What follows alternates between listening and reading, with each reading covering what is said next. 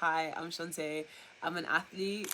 I love all different sports, but here's a little roundup of everything that I found interesting in sports this week.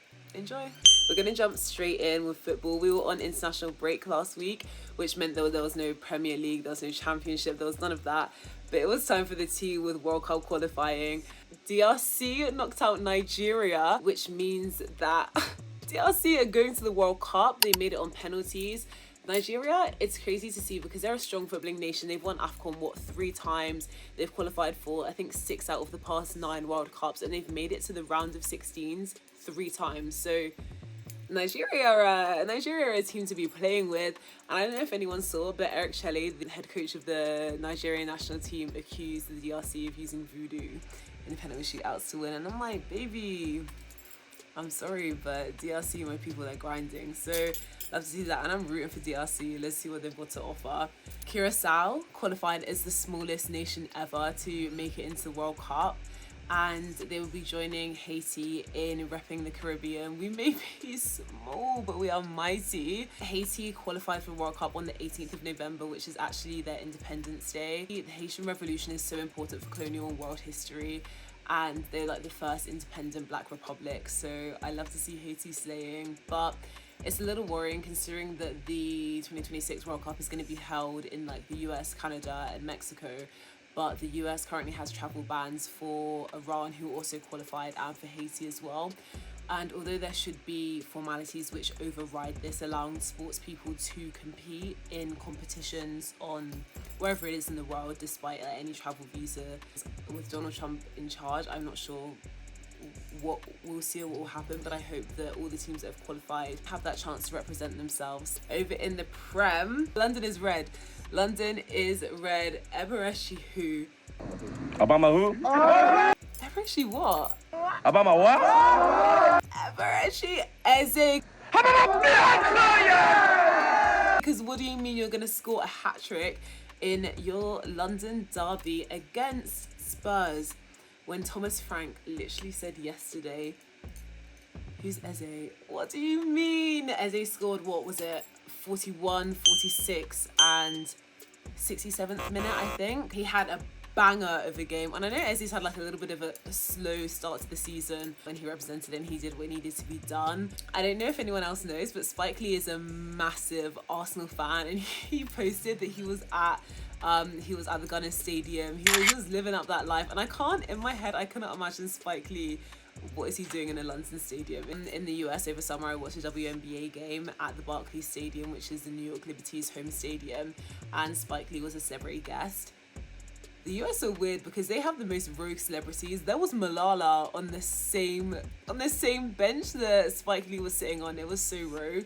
But Spike Lee was so locked in. He is a massive sports fan. He didn't move in between any of the quarters. Like, he was locked in watching drills, like listening to what people were saying, and I'm here for it. I love a committed fan. Down in the Championship, Southampton are finally starting to move. They're down 16th, which is crazy considering we were in the Prem last season.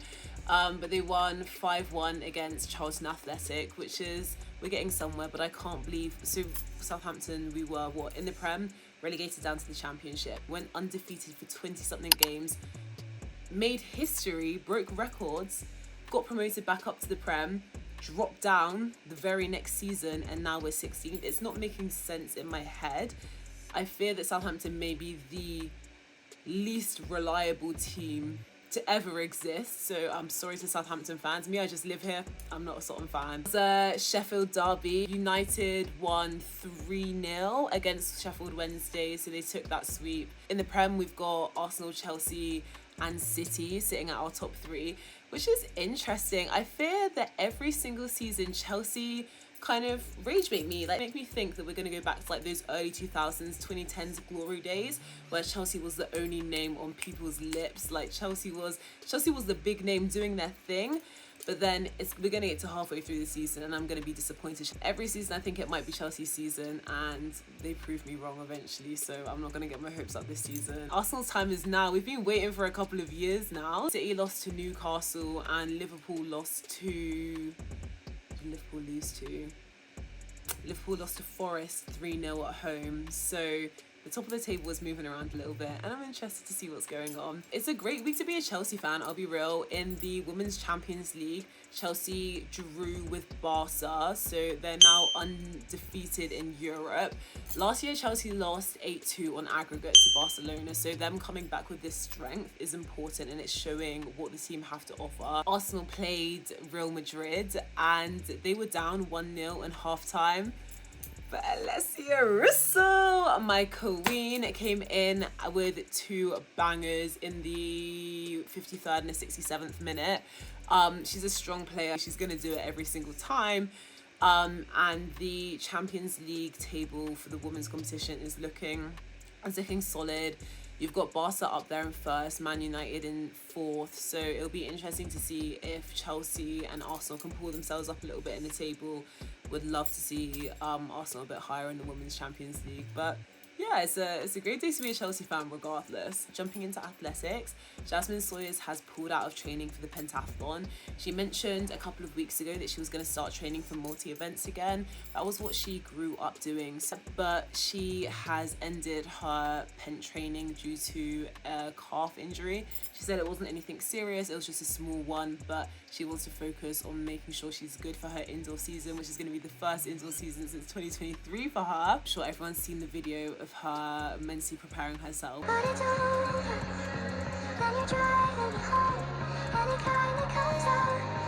to shatter her PB and jump 7 meters in Europe.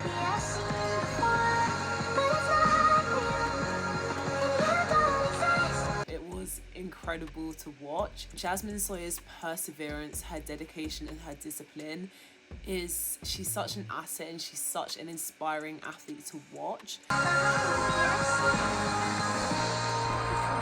And her road to Tokyo to recover and to be able to present herself in the best light and put her foot forward and just come back as the great athlete that she is always so inspiring to watch. So Jasmine Sawyers, I love you. So World Athletics have put through their nominees for the Member Federations Award. Botswana, China, Spain, Ecuador, New Zealand and the US are all nominees, and I am backing Botswana. Botswana have done their thing. They're putting Africa on the map for sprinting, and Botswana's time is now, I'm telling you. They've been on the rise since 2024 when Leslie Teboho won the... Scratch that. They've been on the rise since 2023 when Teboho put Botswana himself on the senior stage. Won silver in the 100 meter in the Budapest World Championships, and then bronze in the 200 meter. He went on to win gold and beat Noah Lyles in the 200 meter in the Paris Olympics. He did come 4th in the World Championships this year, but in the individual event. But him and his team, 4x400 meters, first African nation to ever win gold in that event. And Botswana are a nation that have invested in their athletes. They have proved that perseverance and discipline produces performance. They've got a range of athletes in there, and I will just never get over how cinematic the 4x400 meter finals were. What do you mean you're going to be the first African nation to bring home gold in the 4x400? And poetic, cinematic. In the last leg, it was Colin Kabanashipi, and he ran past South Africa and he ran past the US in the last 40 meters of the race. He dipped. So I would say I'm happy for the performance for now. They put up a very good performance. And he'd won it for Botswana, and that memory is ingrained in my mind forever. I remember watching it. I remember Teboho and the rest of his team coming. They were dancing down the track. The rain was falling. It was just... And let me see if I can insert a clip here. We have to stick to our plan and make sure that we get what we wanted. Because, man, they ate that up. And Botswana are so deserving. I mentioned the Bello brothers were the first ever male England pair to make it into World Championships for beach volleyball. And they had it tough from the start. They were put in a really difficult pool with France, Australia and Sweden, and the people that they were in the pool with ended up making it to the finals and, spoiler alert, winning the competition. So that is already that's already hard. I'll give them that. They did win. They made it out of the pool stages. They won against Australia.